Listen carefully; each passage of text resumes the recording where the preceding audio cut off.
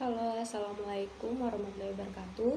Saya Indah Fadila Rahman dari R001 Fakultas Pertanian Program Studi Kehutanan Universitas Jambi dengan NIM L1A11952.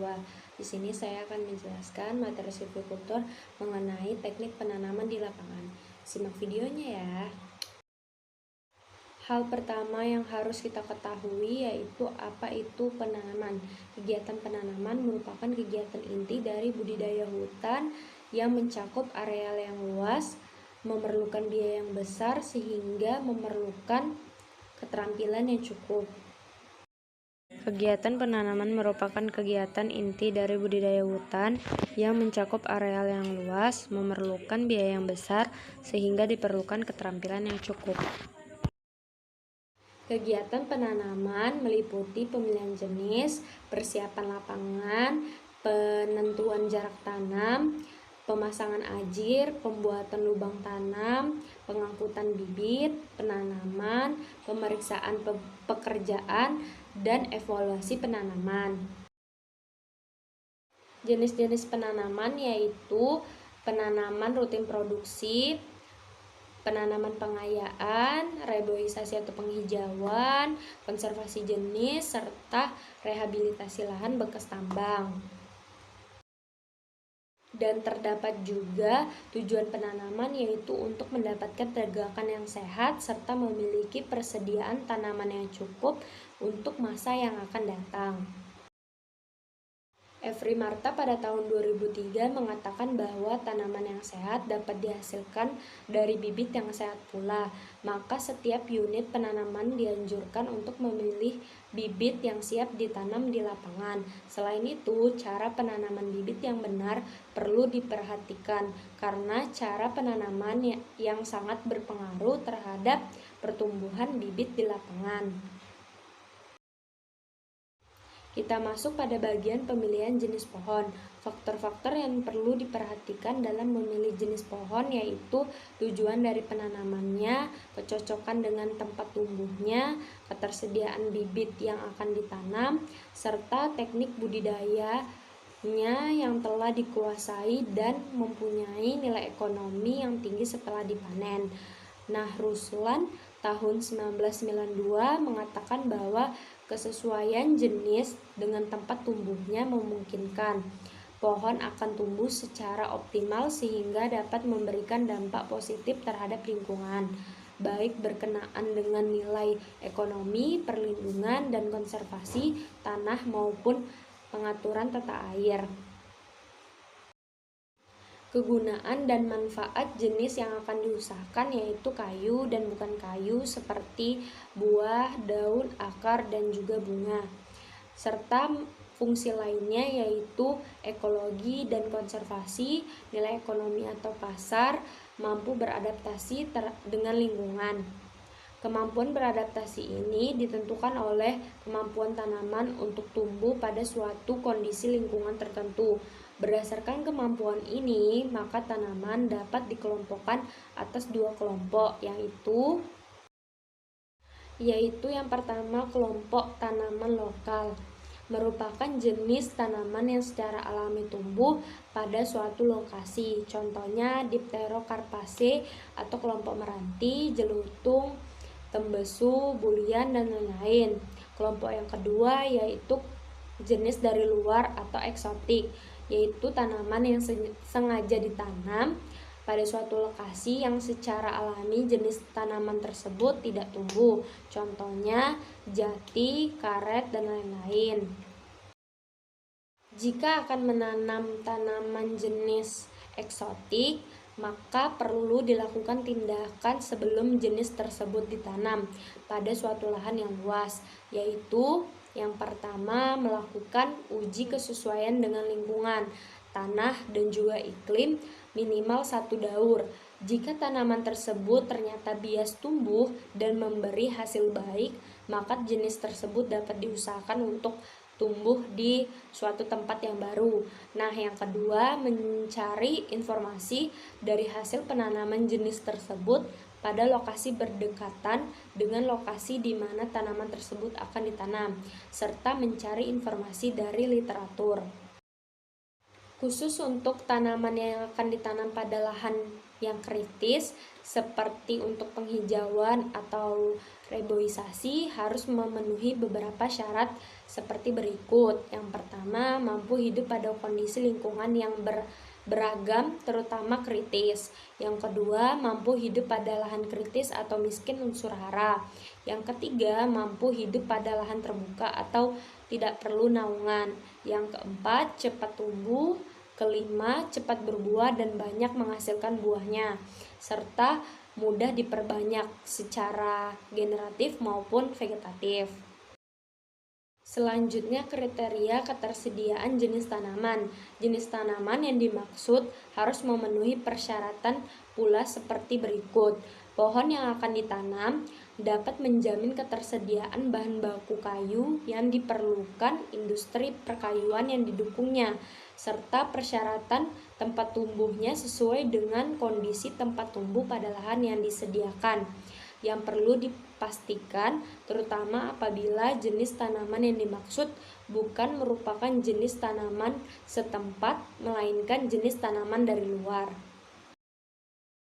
Teknik budidayanya cukup diketahui dan dapat dengan mudah dikuasai untuk melaksanakan pembudidayaannya, serta bibit atau bahan tanamannya mudah disediakan, dan juga pohon dapat cepat tumbuh atau tinggi volume dan nilai kayunya.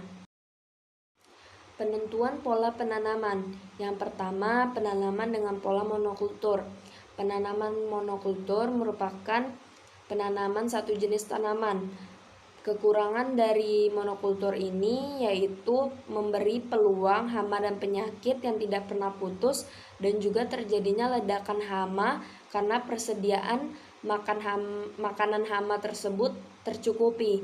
Yang kedua, pola tanam hutan campuran. Yang ketiga, penanaman tumpang sari. Penanaman tumpang sari ini merupakan penanaman tanaman pokok, dan di antara tanaman pokoknya juga ditanam satu jenis tanaman lain. Nah, tanaman sela ditanam saat penanam tanaman pokok. Umur tanaman sela itu sendiri lebih pendek daripada tanaman pokok. Ada beberapa pelaksanaan kegiatan penanaman, diantaranya yaitu perencanaan lapangan. Perencanaan lapangan bertujuan untuk menentukan areal yang akan ditanami, pembuatan batas-batas areal tanaman. Yang kedua, pembersihan lahan. Kegiatan pembersihan lahan meliputi pembersihan semak, perdu, dan pohon-pohon sisa.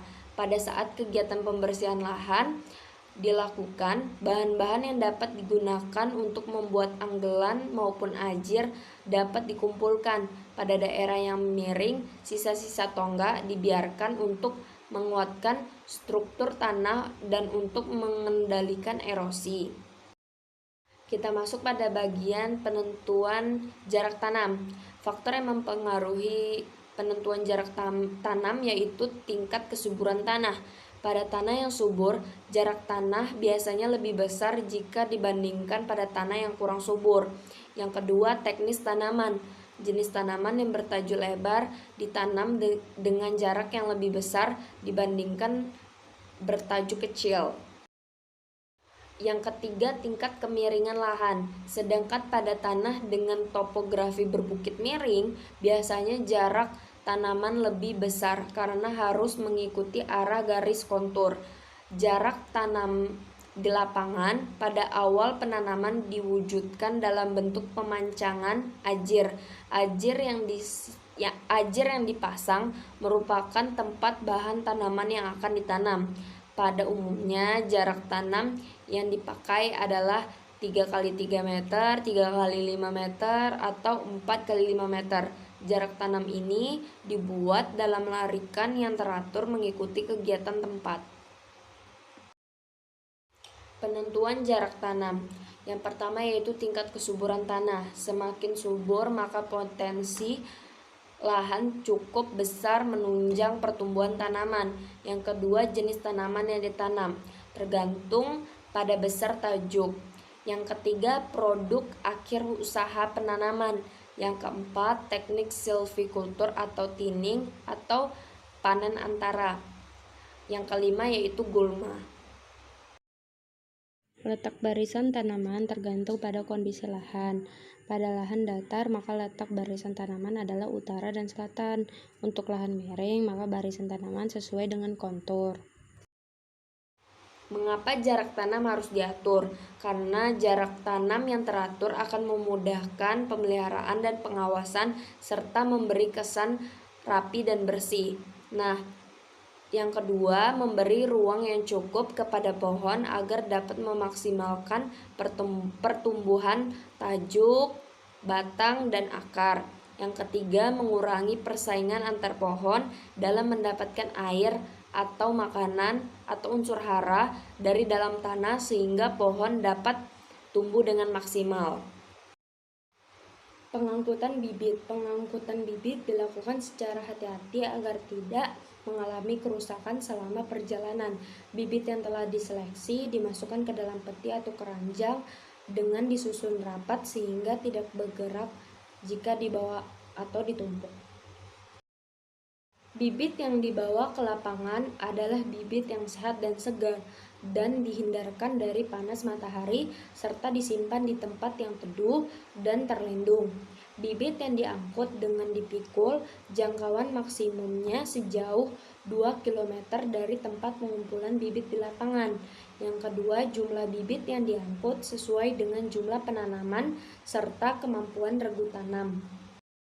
Penanaman. Kalau bibit menggunakan polybag, maka sebelum bibit ditanam, kantong plastik sebaiknya dilepas dengan cara dirobek yang medianya terlebih dahulu dipadatkan dengan cara meremas atau menekan polybag tersebut. Nah, kalau menggunakan tub plastik, maka lepaskan bibit dari tub dengan cara memukul tub bagian bawah secara perlahan. Evaluasi kegiatan penanaman. Evaluasi kegiatan penanaman dimaksudkan untuk mengetahui keberhasilan penanaman untuk menentukan kegiatan penyulaman. Keberhasilan tanaman di lapangan biasanya dilihat dari persentase kematian atau hidup tanaman.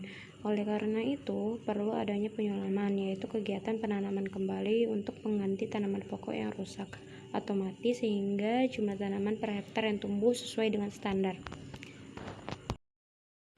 Jika persen tanaman mencapai 100%, pada area tersebut tidak perlu ada sulaman. Pada 80-100% perlu ada sulaman ringan. Antara 60-80% dilakukan sulaman intensif. Dan di bawah 60% perlu dilakukan penanaman ulang. Sekian dari saya. Apabila ada kekurangan mohon dimaafkan. Saya tutup. Terima kasih. Wassalamualaikum warahmatullahi wabarakatuh.